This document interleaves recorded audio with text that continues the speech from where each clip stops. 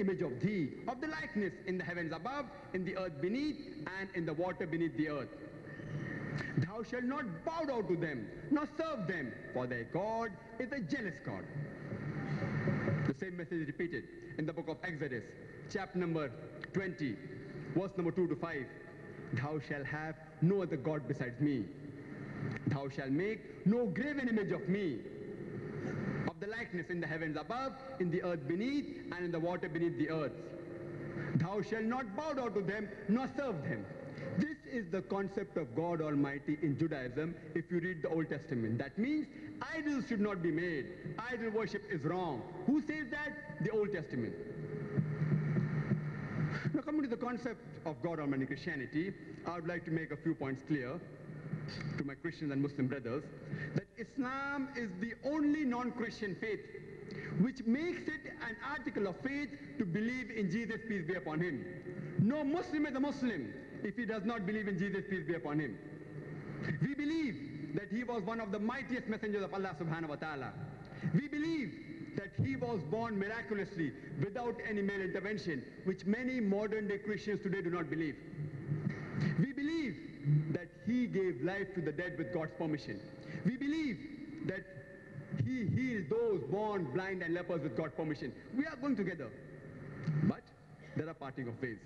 There are many Christians, like Father said, and even Father believes in that too, that Jesus Christ, peace be upon him, he claimed divinity. He said that he was God Almighty. I am a student of the Bible, of the Vedas, of the Quran. There is no unequivocal statement in the whole Bible where Jesus Christ, peace be upon him, himself says that he's God or worship me. There's no statement. I would like to repeat it. There is no unequivocal statement in the whole Bible where Jesus Christ, peace be upon him, himself says he's God or worship me. Since I'm a student of the Bible, what I'm saying that if Father today, it is not a debate, I know that, if Father can show me any verse, here's the Bible, if Father can show me any verse in the Bible where Jesus Christ himself says unequivocally that he is God or worship me, I'm ready to accept Christianity today.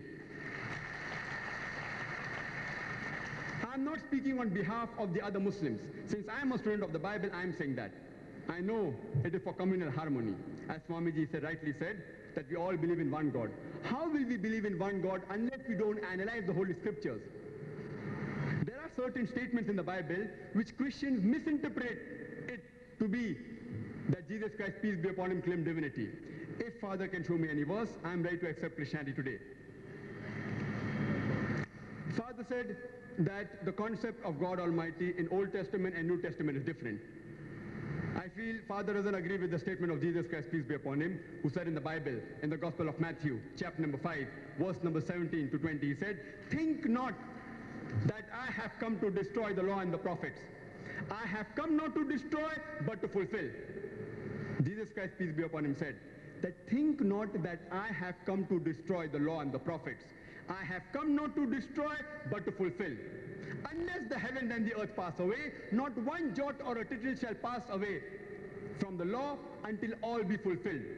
And whosoever shall break one of the least commandments and teach men to do so will be called least in the kingdom of heaven. Means any person who says that the previous law, Old Testament, is wrong and teaches men to do so according to Jesus Christ, peace be upon him. Gospel of Matthew chapter 5 verse 17 to 20 says, he shall be called least in the kingdom of heaven. And whosoever keeps the laws and teaches men to do so will be called great in the kingdom of heaven. Unless your righteousness exceeds the righteousness of the scribes and the Pharisees, in no way shall you enter the kingdom of heaven. Who said that? Jesus Christ, peace be upon him. We believe he was the mightiest messenger of God. And when he was asked that which is the first of the commandment, he repeated verbatim what Moses, peace be upon him, has said earlier. It's mentioned in the Gospel of Mark, chapter number 12, verse number 29. He said, Shama Israelo, adna ilahainu adna ikhad. Which means, hear, O Israel, the Lord, our God, is one God. Qul huwallahu ahad. Say there's Allah one and only. You have to believe in the Old Testament. You have to. Otherwise, according to Jesus Christ, peace be upon him, you shall not enter heaven. You cannot break a single law. Old Testament says you cannot make any image of God Almighty. Anyone who makes the image of God Almighty, he is not following the Bible. Same thing is mentioned in the Holy Quran. Quran says in Surah Ma'idah chapter 5 verse number 72. It says, لَقَدْ كَفْرَ الَّذِينَ قَالُوا إِنَّ اللَّهَ هُوَ الْمَرْيَمَ. They are doing kufr, those who say that Jesus Christ, son of Mary, peace be upon him, is Allah subhanahu wa ta'ala. وَقَالَ الْمَسِيحِ. But said Christ, Ya Bani Israel, O children of Israel, A'budullah, worship Allah, Rabbi wa Rabbakum, who's my Lord and your Lord. Innahu mishrik billah. Anyone who associates partners with Allah, faqad haram Allah alayhi al-jannah. Allah will make Jannat haram for him. وَمَا وَهُ النَّارِ وَمَا مِنْ ظَالِمٍ مِنْ أَنصَارٍ. And fire shall be his dwelling place, and he shall have no helpers in the hereafter. Jesus Christ, peace be upon him, himself said that anyone who associates partners with God Almighty, faqad haram Allahu alayhi al-jannah. Allah will make Jannat haram for him. وَمَا وَهُ النَّارِ وَمَا لِلظَّالِمِينَ مِنْ أَنصَارٍ. Jesus Christ, peace be upon him, he never claimed divinity. He never came. Father said that they believe in a concept of Trinity, and I do agree the church in the catechism they say that they believe in Father, the Son and the Holy Spirit. That Father is a person, Son is a person, Holy Spirit is a person. But they aren't three persons, they are one person.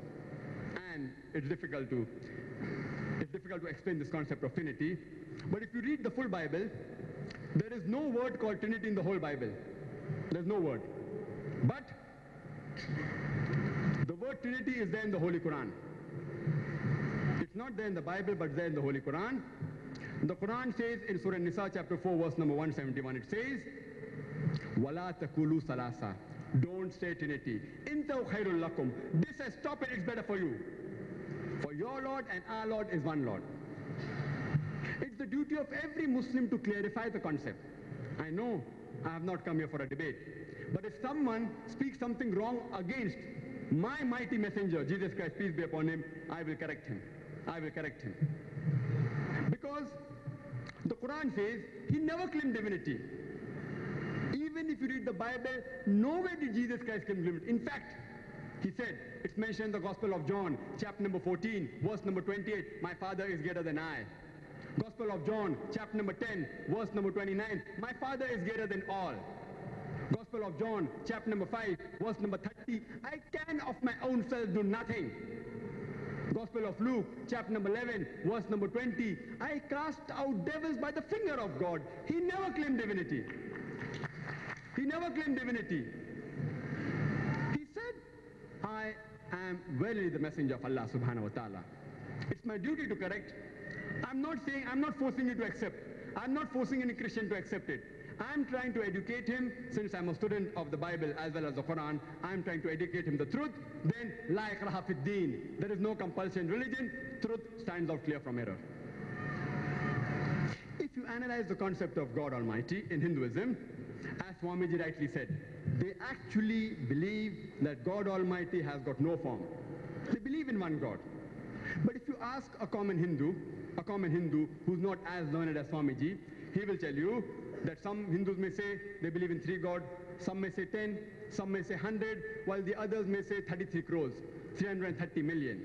But if you ask a learned man like Swamiji, he will rightly tell you that Hindus should actually believe in one God.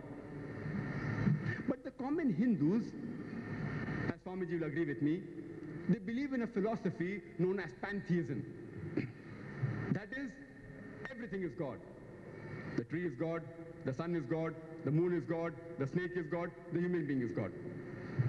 What we Muslims believe is everything is God's, G-O-D with apostrophe S. Everything belongs to God. The tree belongs to God, the sun belongs to God, the moon belongs to God, the snake belongs to God, the human being belongs to God.